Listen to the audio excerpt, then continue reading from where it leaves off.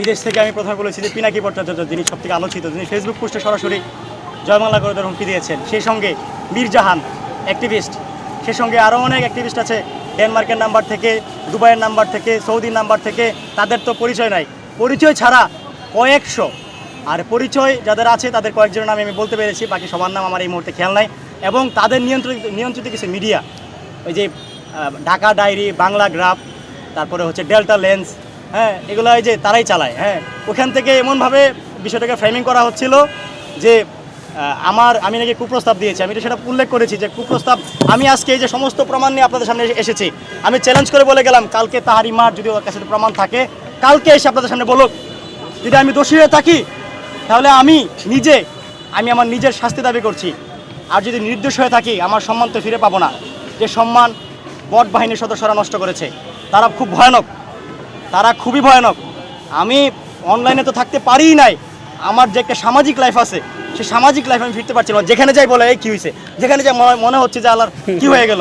আমি কোথাও মানে মুভ করতে পারছিলাম না। সবাই আমাকে মানে জিজ্ঞেস করছিল, আমি উত্তর দিতে মানে আমি পুরো হয়ে গেছিলাম। অবশেষে তারা আমার ফেসবুক আইডি পর্যন্ত নষ্ট করে দিয়েছে।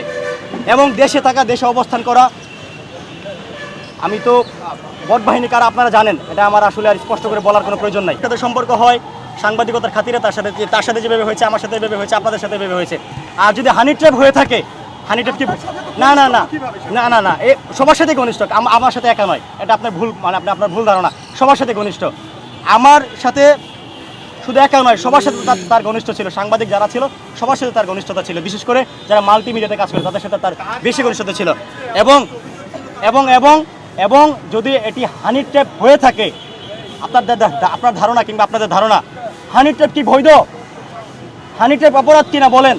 হানি ট্র্যাপ যারা হানি ট্র্যাপের সাথে জড়িত, যারা হানি ট্র্যাপে মানুষদের ফেলেন, তাদেরকে কয়েকদিন পর র্যাবের অভিযানে তারা ধরা পড়ছেন, সেনাবাহিনীর অভিযানে তারা ধরা পড়ছেন, পুলিশের অভিযানে তারা ধরা পড়ছেন। যাই হোক না কেন আপনারা প্রমাণ করেন। আমি তো এটাই বললাম, এই ঘটনার সুষ্ঠু নিরপেক্ষ তদন্ত আমি দাবি করছি, সুষ্ঠু নিরপেক্ষ তদন্ত।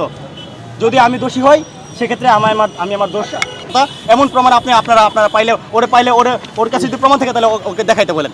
আমি তো প্রমাণ দেখাইলাম ভাই, আমি তো সব দেখাইছি। একটা কথা আমি বানায় বলছি, আমি প্রত্যেকটা কথার প্রত্যেকটা এভিডেন্স দেখাইছি তার কাছে। এবং এগুলার ভিডিও আছে, এগুলো যে এমন নয় যে শুধুমাত্র অনলি ফটো, ভিডিও সহকারে আছে। ভিডিও লাগলে ভিডিও দিব আমি, যদি আপনাদের কারো ভিডিও প্রয়োজন হয়। এবং যে 13 সেকেন্ডের কল রেকর্ড, এই কল রেকর্ডটা আমি তো অবাক হয়েছি যে দেশের মানুষ কতটা মানে কিভাবে একটা জিনিস যাচাই বাছাই ব্যতীত এটা বিশ্বাস করে ফেললো। 13 সেকেন্ডের কল রেকর্ড, কার সাথে কথা বললাম, কার কল রেকর্ড, এখানে কে অপরপক্ষে কে আছে, তার কথা কোথায়? যদি তার কাছে কল রেকর্ড থেকে থাকে, যদি আমি কথা বলে থাকি, পূর্ণাঙ্গ কল রেকর্ড আপনাদের সামনে আনতে হবে এবং সেটি পুরো জাতির সামনে দেখাতে হবে।